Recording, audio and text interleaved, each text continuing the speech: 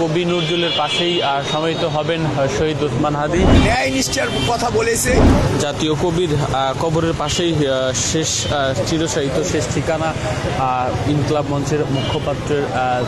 একটু জানিয়ে রাখতে চাই। দর্শক, এই মুহূর্তে রয়েছি কাজী নজরুল ইসলাম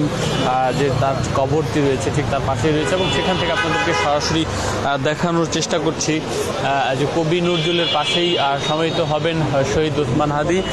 দর্শক, একটু দেখানোর চেষ্টা করি যে এই মুহূর্তে আমরা কবি কাজী নজরুল ইসলামের যে সমাধি যেটি রয়েছে তার সামনে অবস্থান করছি এবং আপনারা জানেন যে গত 18ই ডিসেম্বর সিঙ্গাপুরে চিকিৎসাধীন অবস্থায় মৃত্যুবরণ করেন ইনকলাব মঞ্চের মুখপাত্র যিনি রয়েছেন শরীফ ওসমান হাদি। তার মৃত্যুতে কিন্তু দেশে আজকে যেই শোক সেটি কিন্তু বইছে এবং সেই শোক দিবস কিন্তু পালন করা হচ্ছে এবং তাকে কিন্তু আজকে এই যেই কাজী নজরুল ইসলামের সমাধি যেটি রয়েছে ঢাকা বিশ্ববিদ্যালয়ের সেই ঠিক এখানেই কিন্তু তাকে চিরনিদ্রায় শায়িত করার যে কথা সেটি কিন্তু রয়েছে। আমরা যদি একটু এই মুহূর্তে দেখানোর চেষ্টা করি যে তার যে পরিবার রয়েছে তার পরিবারের চাওয়াতেই কিন্তু এই ইনকলাব মঞ্চের মুখপাত্র শরীফ ওসমান হাদির যেই আমরা সরাসরি আপনাদেরকে দেখানোর চেষ্টা করছি কবি কাজী নজরুল ইসলামের যে সমাধি সেটি কিন্তু জুম করে সরাসরি দেখানোর চেষ্টা করছি যে শরীফ ওসমান হাদি তার কবরও কিন্তু এই কাজী নজরুল ইসলামের যে ঢাকা বিশ্ববিদ্যালয়ের ভিতরে যেই আওতাভুক্ত যে এলাকাটি রয়েছে ঠিক এখানেই কিন্তু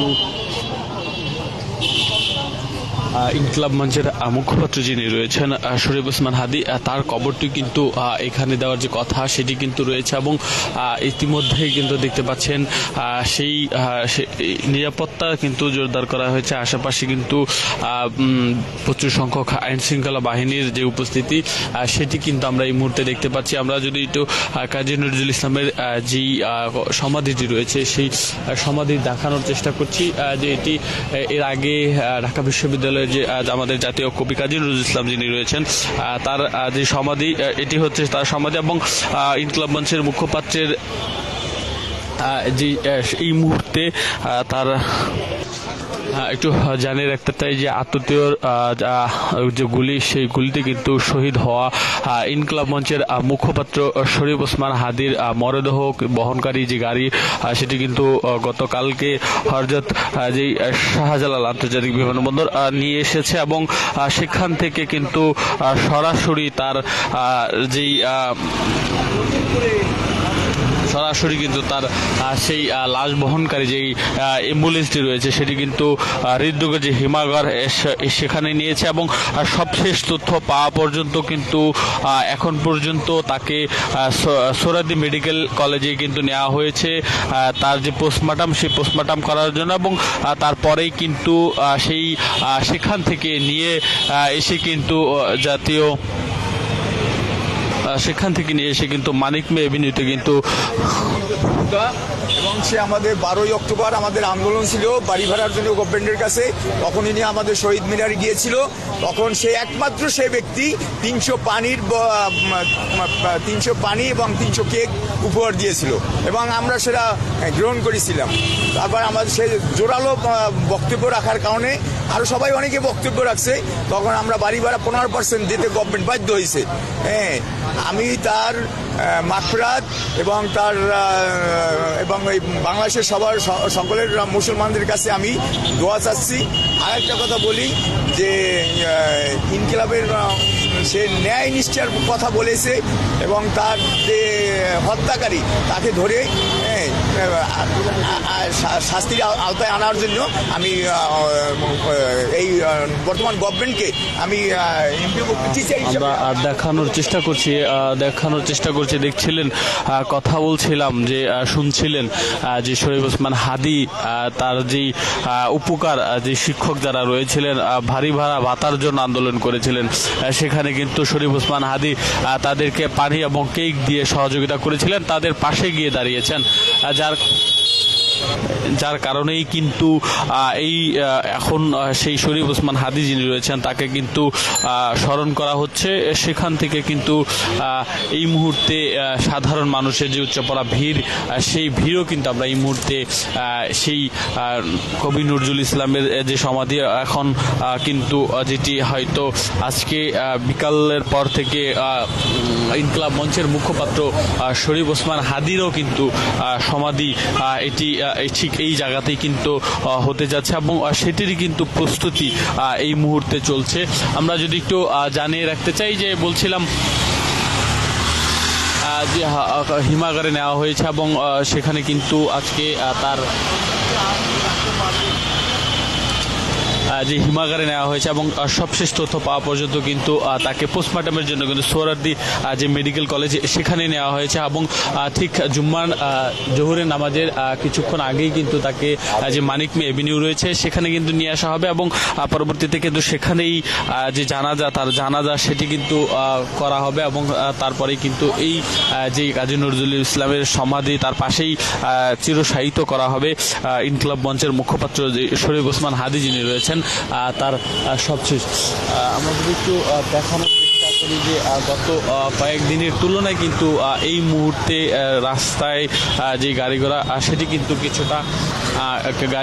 কিছুটা কম রয়েছে এবং স্বাভাবিক তুলনায় যে গাড়ির চাপ সেটি কিন্তু কম রয়েছে। একটু জানিয়ে রাখতে চাই যে শুক্রবার যে 19 ডিসেম্বর সন্ধ্যায় ইনকলাব মঞ্চের যে ফেসবুক পেজ সেখান থেকে কিন্তু জানানো হয়েছে, পোস্টে বলা হয়েছিল, ইনকলাব মঞ্চের এক পোস্টে বলা হয়েছিল শহীদ ওসমান হাদীকে বহনকারী যে গাড়িটি বিমানবন্দর থেকে হিমঘরের উদ্দেশ্যে যাত্রা করেছে সেখানে কিন্তু শহীদ ওসমান হাদীকে রেখে ইনকলাব মঞ্চের কর্মীরা তারা কিন্তু শাহবাগে এসে অবস্থান নেবেন এবং পরিবারের দাবির ভিত্তিতে কিন্তু শহীদ ওসমান হাদীকে কবি নজরুলের যে পাশে সমাহিত করার ও মানিক মে এভিনিউতে বাদ জোহর জানাজার যে সিদ্ধান্ত সেটি কিন্তু নেওয়া হয়েছিল। তার পরিপ্রেক্ষিতে কিন্তু আজকের পরিবর্তে আগামীকাল আজকেই কিন্তু মিছিল সহ